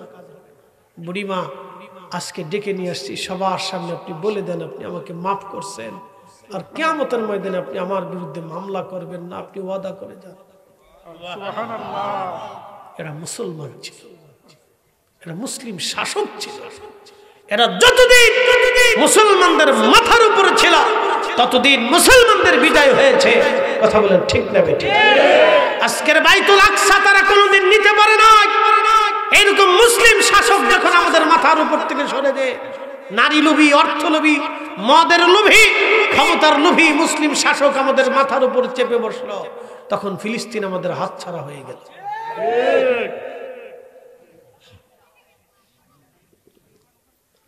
কথা ক্লিয়ার না ভেজাল আছে? ক্লিয়ার কথা। আপনি যতই কাঁদেন, কি করে বিজয় হবে বলেন তো? আমাদের দেশের আরব বিশ্বের মনিবরা তো ইসরায়েল পন্থী। কি কথা কর না কেন? তারা ইসরায়েল পন্থী। তো বিজয় কে করবে? ওই কিছু ফিলিস্তিনিরা কোন রকম যুদ্ধ চালিয়ে যাচ্ছে, মরতেছে, যুদ্ধ করতেছে, বাঁচতেছে, যুদ্ধ করতেছে, দিকে দিকে ধীরে ধীরে ধীরে ধীরে চলতেছে। প্রিয় হাজিরিন, মনোযোগ দিবেন। সেই দিনের সেই বিচারক খলিফা হারুনুর রশিদ তিনি বুড়িমাকে ডাক দিয়ে বলেন, বুড়িমা আমাকে মাফ করে দেন, কিয়ামতের কঠিন আদালতে আপনি আমার বিরুদ্ধে মামলা করবেন না। যদি মামলা করে দেন আমার সর্বনাশ হয়ে যাবে, আমি ধ্বংস হয়ে যাব। কারণ আপনার এতিম বাচ্চাগুলি ক্ষুধার্ত ছিল, এই অভিযোগের মামলা যদি আপনি আল্লাহর আদালতে করেন, বুড়িমা আমার হাসর ধ্বংস হয়ে যাবে, আমি হাসরে অপমানিত হব, হাসরে আমি লাঞ্ছিত হয়ে যাব, আপনি আমারে ক্ষমা করে দেন। আল্লাহতে পরিপূর্ণ ঈমান কোথা আসে মুসলমান? আল্লাহতে পরিপূর্ণ ঈমান কোথা আসে মুসলমান? আল্লাহতে পরিপূর্ণ ঈমান কোথা আসে মুসলমান? আল্লাহ কোরআনে বলে দেন, ইন্নাল্লাহ ইয়ামুরু বিল আদলি ওয়াল ইহসানি ওয়া ইতাইযিল কুরবা ওয়া ইয়ানহা আনিল ফাহশাই ওয়াল মুনকার। একবার জোরে জোরে বলা যাবে কি মারহাবা?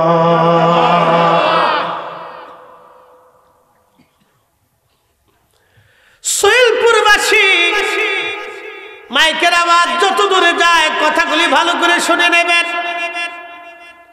সাহাবীরা যখন কালেমার দাওয়াত দিল, নবীজি এক আল্লাহর দাওয়াত, নবী বললেন জমিনে অন্যায় হবে না, নারী হত্যা হবে না, মিথ্যা চলবে না, অন্যায় ভাবে কারো সম্পদ কেড়ে নেওয়া হবে না, এবং যারা মাতুব্বর সর্দার আছে তারা অন্যায় ভাবে কোনো কিছু ভক্ষণ করতে পারবে না।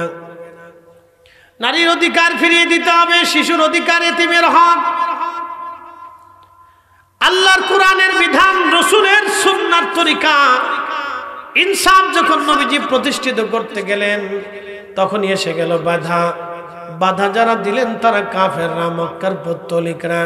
তারা বললেন না, তা হবে না, মুহাম্মদ নবী আমরা মানি না। কিন্তু সেই সময় মুষ্টিমেয় কিছু রসুলের সাহাবী নবীকে লা ইলাহা ইল্লাল্লাহু মুহাম্মাদুর রাসূলুল্লাহ সাল্লাল্লাহু আলাইহি ওয়াসাল্লাম,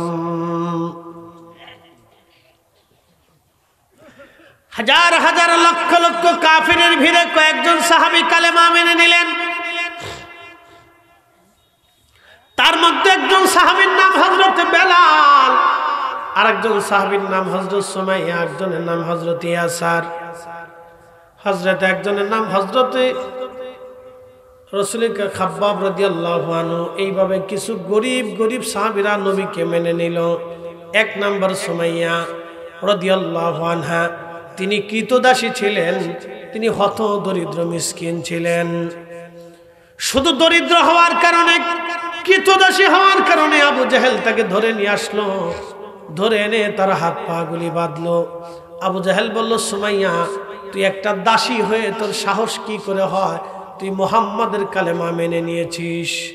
হযরত সুমাইয়া ডাক দিয়ে বলে, আবু জাহেল আমার জীবন নিয়ে নিতে পারো, কিন্তু আমি মুহাম্মাদের তরিকা ছাড়বো না, আমি ওই কালেমা ছাড়বো না, আমি মুহাম্মাদকে আখেরি নবী মানছি, সেটা ছাড়বো না সাল্লাল্লাহু আলাইহি ওয়াসাল্লাম। একবার জোরে বলা যাবে কি মারহাবা।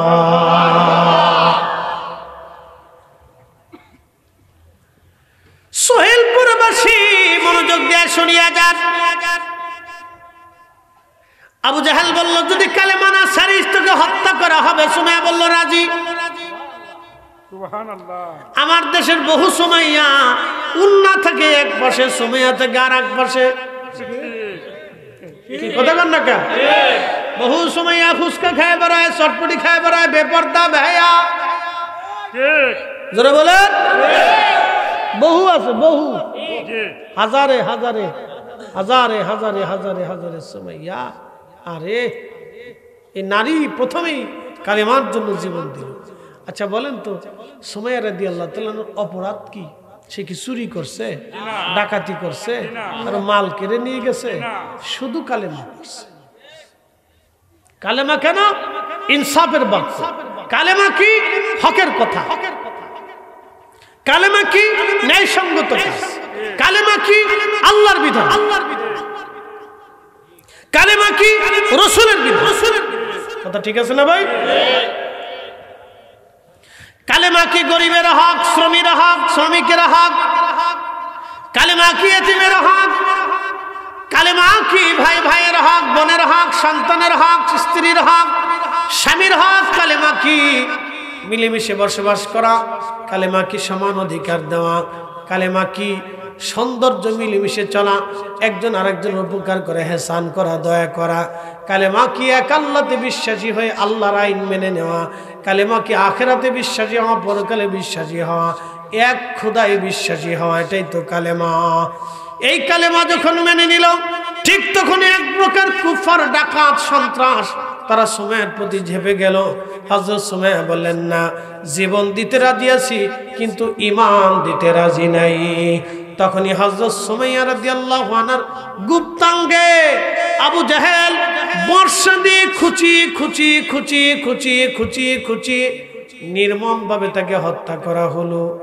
আহা, যখন আবু জাহেল তাকে বর্ষা দিয়ে বারে বারে বারে বারে আঘাত করত, হযরত সুমাইয়ার আর্তচিৎকারে আকাশ পাতাল ভারী হয়ে গেল। সুমাইয়ার গগন বিদারী আওয়াজে মক্কার আকাশ পাতাল ভারী হয়ে গেল, কিন্তু তাকে সাহায্য করার জন্য কেউ আসে নাই। শুধু সুমাইয়া বলতেছিল, ইয়া রাব্বি, যে সত্যটা বুকে ধারণ করেছি, যে কালেমা আমি গ্রহণ করেছি, ইয়া রাব্বি আল্লাহ, যে কালেমা গ্রহণ করেছি আল্লাহ, আমার হৃদয় থেকে সেই কালেমা তুমি বের করে দিও না আল্লাহ, আমার হৃদয় থেকে সেই কালেমা তুমি বের করে দিও না আল্লাহ। হযরত সুমাইয়া রাদিয়াল্লাহু আনহা শহীদ হয়ে গেলেন। রব্বানা লা তুজিগ কুলুবানা বা'দা ইয হাদাইতানা ওয়া হাব লানা মিন লাদুনকা রাহমাতান ইন্নাকা আনতাল ওয়াহ্হাব। হে আমাদের রব, হেদায়েতের রাস্তা দেখানোর পরে গোমরা বানায় দিও না আল্লাহ। আহলে সুন্নাত ওয়াল জামাতের অনুসারী বানানোর পরে বেঈমান বানায়ও না, বাতিল বানায়ও না। একবার জোরে জোরে বলা যাবে কে আমিন।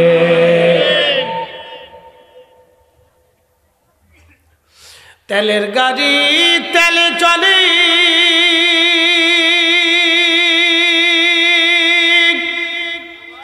হাওয়ার গাড়ি হাওয়ায় উড়ে, বিনা তেলে চালায় গাড়ি নবী সুলাইমান। আমরা সেই মুসলমান। মারহাবা।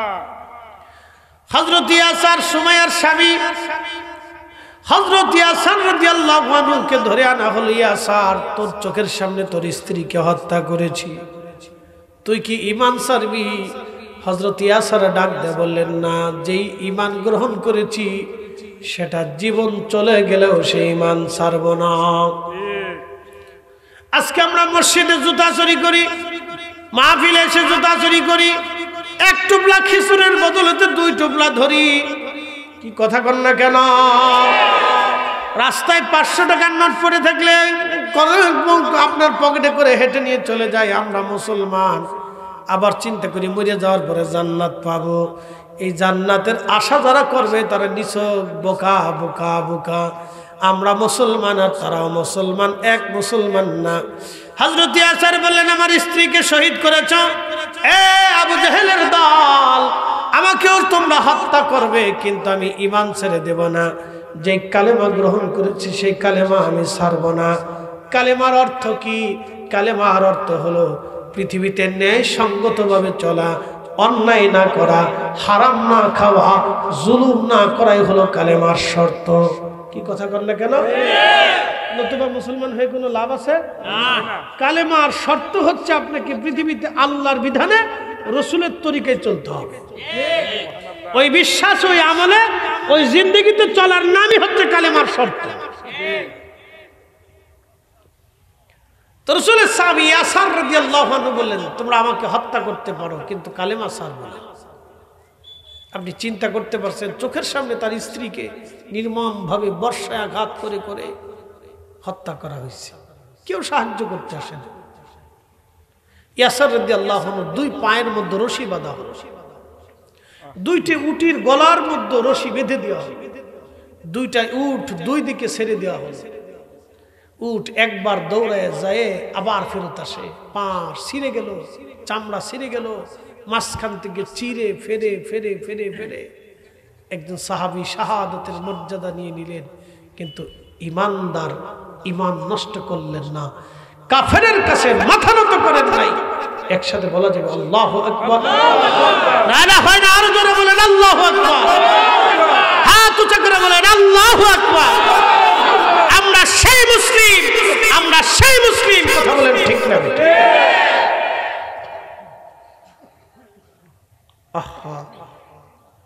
হযরত ইয়াসার শহীদ হলেন।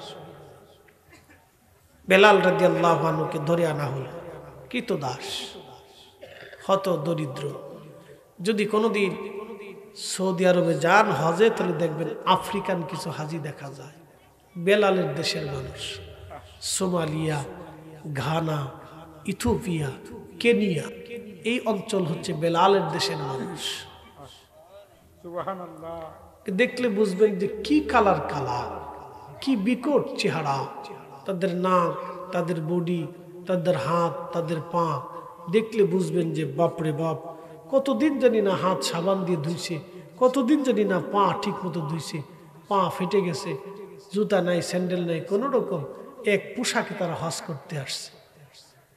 রাস্তার পাশে বসে থাকলে খাবার দিলে খায়, না দিলে চায়ে থেকে তসবিহ পড়তে থাকে। সুবহানাল্লাহ।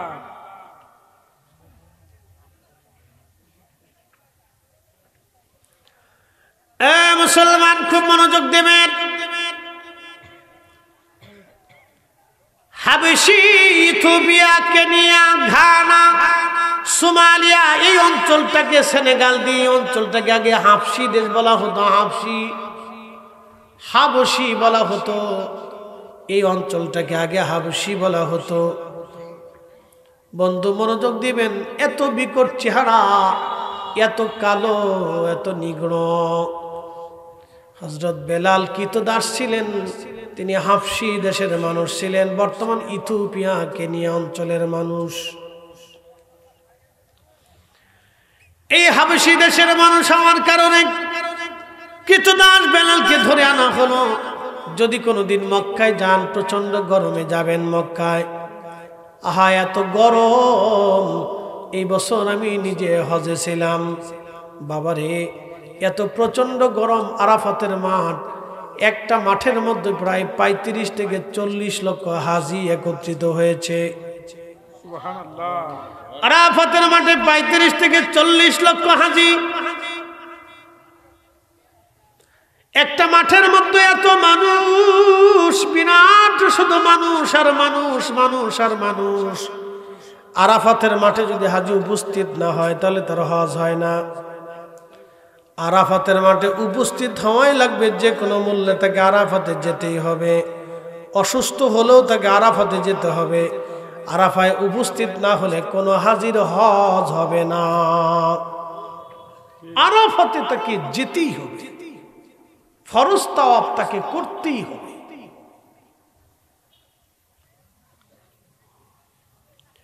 আরাফাতে তাকে যেতেই হবে, মুজদালিফাতে তাকে যেতেই হবে, মিনাতে তাকে যেতেই হবে, অসুস্থ হলেও যেতে হবে। তবে জমারাতে প্রথমবার যাওয়ার পরে এরপরে আর উপস্থিত না হলেও হবে, অন্য কেউ আপনার পাথর মেরে দিলেও হবে। কিন্তু আরাফাতে, মুজদালিফা, মিনাতে আপনাকে যেতেই হবে। ফরজ তাওয়াফ আপনাকে করতেই হবে, বিদায়ী তাওয়াফ আপনাকে করতে হবে, অসুস্থ হলেও করতে হবে। বন্ধু মনোযোগ দিবেন, আরাফাতের মাঠে এত গরম, আমার চোখের সামনে একজন হাজি ছটফট করে মরে গেল। প্রচন্ড গরমে, হিট স্ট্রোক, গরম সহ্য করতে না পেরে হাজি মারা গেল। বাজান খুব মনোযোগ দিবেন, এত প্রচন্ড গরম আরাফাতের মাঠ। এই আরাফাতের মাঠ আপনি দেখেন, সেই প্রচন্ড গরমে হযরত বেলালকে ধরে নিয়ে মরুভূমির মধ্যে হাত পা গুলি বেঁধে, বুকের উপর, পিঠের উপরে পাথর চাপা দিয়ে তারা চলে আসতো। প্রচন্ড গরমে, লু হাওয়ায় হযরত বেলালের কলিজা শুকায় যাইত। প্রচন্ড গরমে গা ঝলসে যাইত। প্রচন্ড গরমে বেলাল মাঝে মধ্যে অজ্ঞান হয়ে পড়ে যাইতেন। যখন হুশ আসতো তখন একটা বাক্য আসতো, আহাদ আহাদ আহাদ, আল্লাহ এক, আল্লাহ এক, কুল হু আল্লাহু আহাদ, আল্লাহ এক, আল্লাহ এক, আল্লাহ এক। একবার জোরে বলা যাবে কি আল্লাহু আকবার? আল্লাহ কয় জোর? কয় জোর? তাম সৃষ্টিকে সুনিয়ন্ত্রিত ভাবে, পুঙ্খানুপুঙ্খ রূপে সালাইকে। ডিসেম্বরে, জানুয়ারিতে শীত আসবেই। কি কথা কর না কেন? ডিসেম্বর, জানুয়ারিতে শীত আসবেই। যদি পারমাণবিক বোমাও মারা হয় তারপরও শীত আসবেই। এই শীতটা আসে কার আইনে? একসাথে বলেন না, কার আইনে? না শীতের দেবতা আলাদা আছে, গরমের দেবতা আলাদা, বৃষ্টির দেবতা আলাদা, সূর্যের দেবতা আলাদা? না না না, কোনো দেবতা আলাদা নাই। এক আল্লাহর আইনে সব সুনিয়ন্ত্রিত ভাবেই চলে। যদি দেবতা আলাদা হতো তাহলে এই পৃথিবী সুনিয়ন্ত্রিত ভাবে চলার কোনো কথাই হয় না, দেবতারই মারামারি করে মরে যেত। প্রিয় উপস্থিতি, মনোযোগ দিবেন। কষ্ট হচ্ছে আপনাদের, বুঝতে অসুবিধা? রাত্র তো বেশি হয়নি, কেবল 1.5 ঘন্টা চলতেছে। 2-4 ঘন্টা না হলে কি আর ওয়াজ হয়? কালকে মাহফিল করছি 4টে, রাত 3টের সময় শেষটার মোনাজাত দিছি, 3:15। এবার বুঝে নালা ফজরের সময় খাবার খাইছি।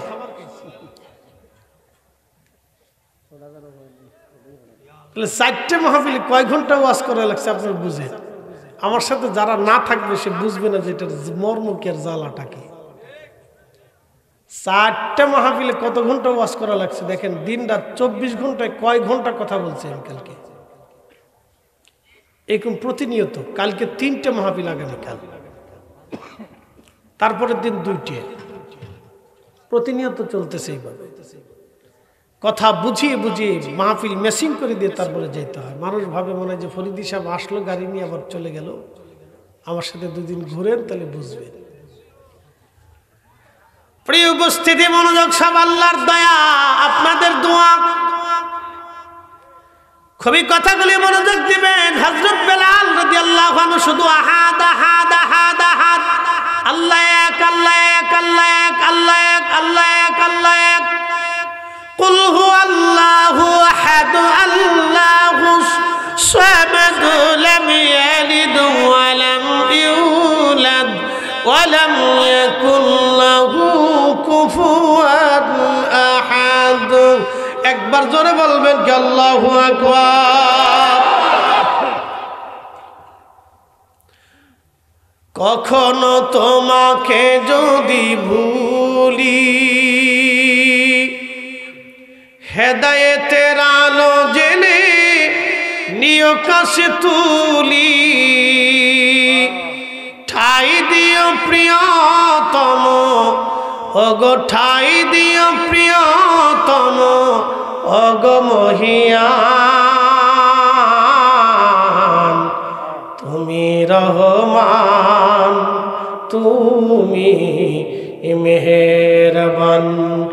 অন্ধ গাহে না শুধু তোমারি গুণগান, বুঝেও বুঝে না তবু শান, তুমি রহমান, তুমি মেহেরবান।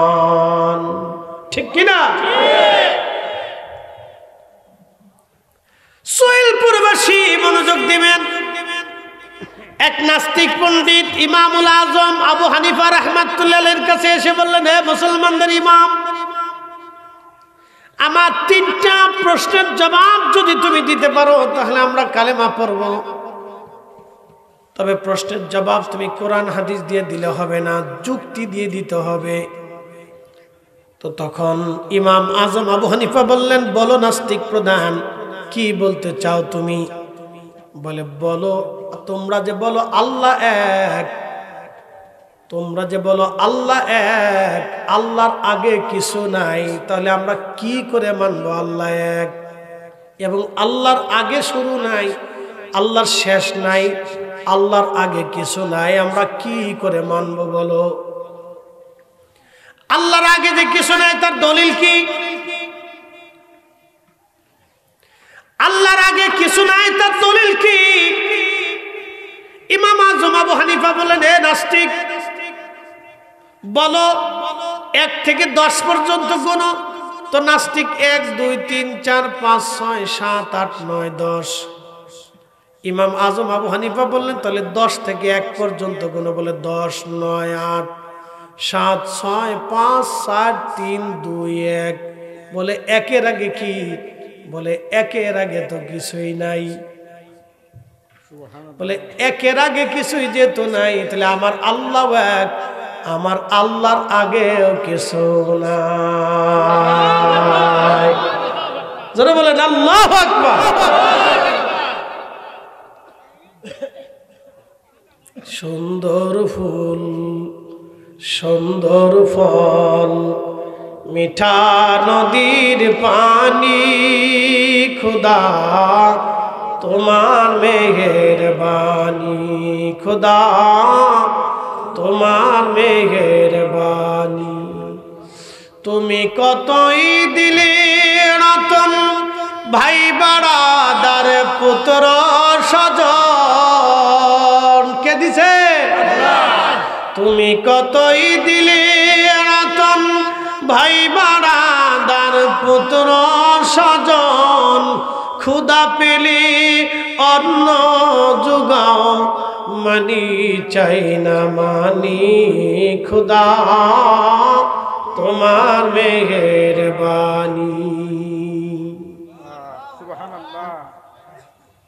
এবারে নাস্তিক বলল, এ মুসলমান, তাহলে জবাব দাও, তোমার আল্লাহ তো আছে বলে হা, তো আল্লাহ এখন কোন দিকে চাইয়া রইছে? নাস্তিক বলতেছে আল্লাহ কোন দিক তাকানো আছে বলো, আল্লাহ কোন দিক তাকানো আছে বলো। তখন ইমাম আজম আবু হানিফা রাহমাতুল্লাহ আলাইহি একটা মোমবাতি জ্বালাইলেন। মোমবাতি জ্বালায় বললেন, নাস্তিক বলো আগুন কোন দিক তাকায় আছে, আগুনের আলো কোন দিকে গেছে? নাস্তিক বলল, আগুনের আলো সব দিকে আছে।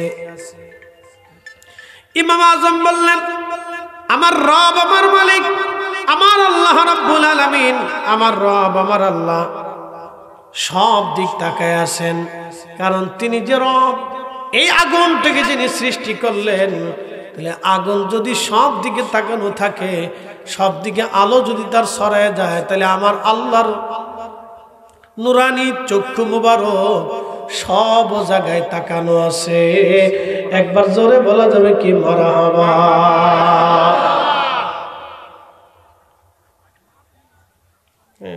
মাহফিলে কো আর জ্বালা জ্বালা বাড়ি চিনতে পার দাও, ওয়াজ করবার দাও। শীতকালে তোমার কাছে ছুটি লইছি, বিয়ের কয়েকদিন পরে তোমার লগে বিয়ে বসে ভুল হয়েছে, কারণটা কি? সবাই হানিমুনে যায়, আমি তোমার লগে যাইতে পারলাম না, একটু ঘুরতে টুরতে যাবো। আমাকে তোমার এলে গুরমু কোন বেটা ছবি তুলে কবে যে হুজুর এক বেডিলিয়া ঘুরতে আসছে, তার এক বিপদ না।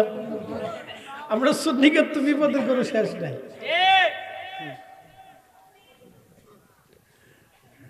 খুব মনোযোগ দিয়ে কথাগুলি শুনবেন আসইলপুরবাসী।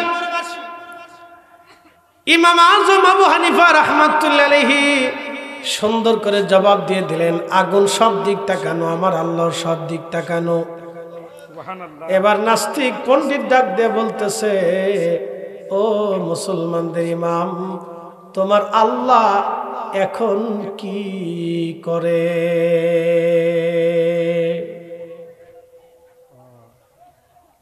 তোমার আল্লাহ এখন কি করে বলো। তখন ইমামুল আজম আবু হানিফা বলতেছেন, তাহলে পণ্ডিত আপনি একটু নিচে নামেন, আমি তার জবাব দিতেছি। সুবহানাল্লাহ। পণ্ডিত চেয়ারে বসা, পণ্ডিত চেয়ার থেকে নিচে নামছে নাস্তিক। নামার পরে ইমাম আজম আবু হানিফা চেয়ারে বসছে, বসে বলতেছে, ও পণ্ডিত, আল্লাহ এখন কি করে জানেন? আল্লাহ আপনার চেয়ার থেকে নামাইয়া আমারে আপনার চেয়ারে আল্লাহ বসাইছে। বলে যুক্তি দিয়ে উত্তর দিতে হবে, তোমাদের কোরআন হাদিস দিয়ে দিলে হবে না। ইমাম আজম আবু হানিফা যুক্তি দিয়ে দলিল দিতেছে যে আল্লাহ তোরে চেয়ারতে নামাইয়া আমারও চেয়ারে বসাইছে।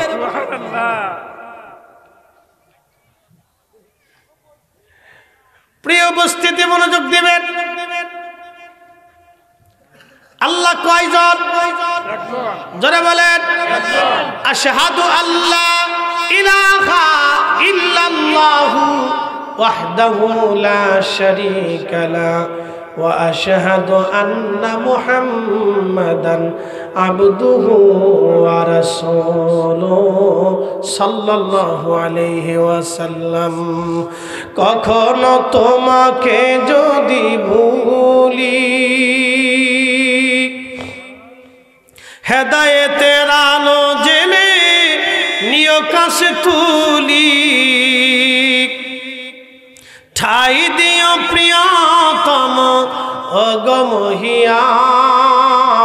অগমহিয়ান, তুমি রহমান তুমি মেহের।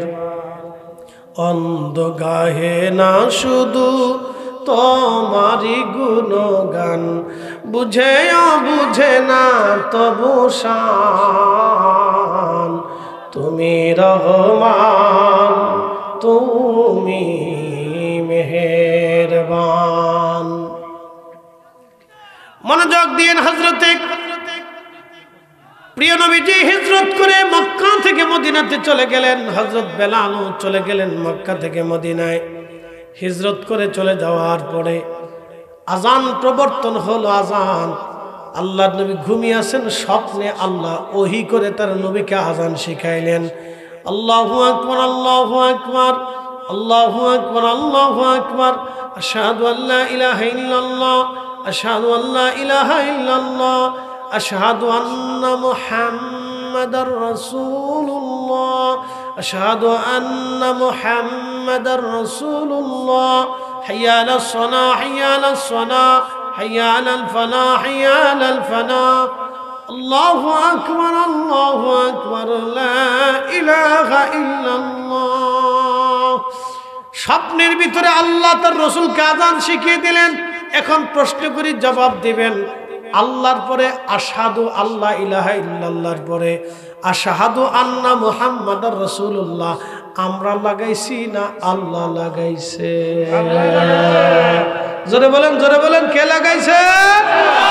কে লাগাইছে? এখানে কি আল্লাহ তার রাসূলের দাম কমাইছে না বাড়াইছে? কমাইছে না বাড়াইছে? এখানে আল্লাহ আর কোন নবীর নাম লাগাই নাই, আমাদের নবীর নাম আল্লাহ আজানে লাগাইছে। 5 ওয়াক্ত আজান হবে, মানুষকে আজান মসজিদে নামাজ পড়ার আগে আমার রাসূলের নাম লবাইয়া আজান দেওয়াইয়া আল্লাহ তার রাসূলের রিসালাতকে সাক্ষ্য দেওয়াইছে। অতএব আমরা যারা সুন্নিরা নবী মানি, রাসূলের তাজিম করি, নারে রিসালাত ইয়া রাসূলুল্লাহ মানি, আমরা বোঝা গেল আমরা হকের উপরই আছি। কথা বলেন ঠিক না?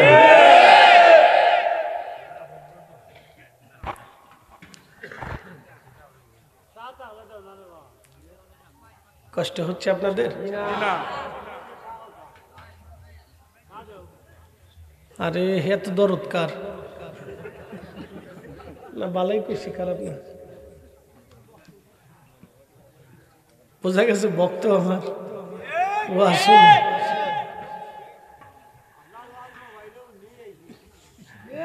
খুব মনোযোগ দিবেন, তাহলে আমার রাসূলের রিসালাতের স্লোগান চলবে না বন্ধ হবে? নবীর দুরূদ সালাম চলবে না বন্ধ হবে?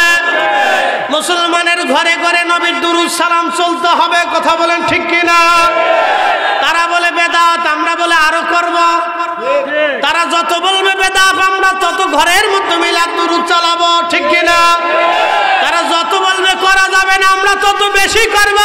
হাত উঁচা করে বলেন রাজি আছেন না নাই? আল্লাহু আকবার, আল্লাহু আকবার।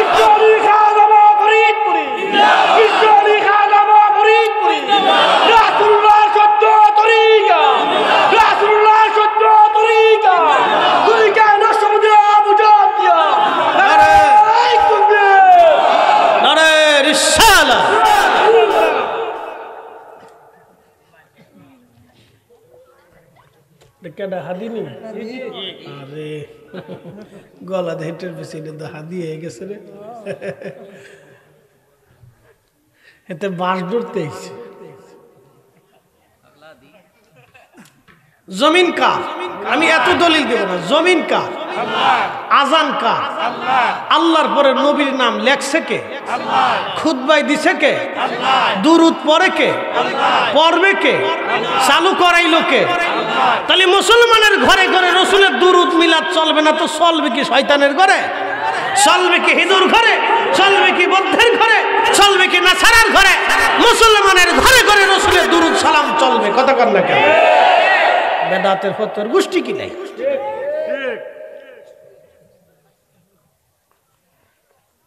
হক কথা বলতে হবে, হক কথা তিতা। কোরআন কার কালাম? একসাথে বলেন কার কালাম? তো কোরআন খতম মুসলমানের ঘরে হবে না তো হবে কার ঘরে? কি কথা কর না কেন? আল্লাহর পবিত্র কালামের আওয়াজ যদি মুসলমানের ঘরে না হয় তো হবে কার ঘরে? বেদাত বেদাত কে আজকে মুসলমানকে ধ্বংস করে দেওয়ার বুদ্ধি চলছে।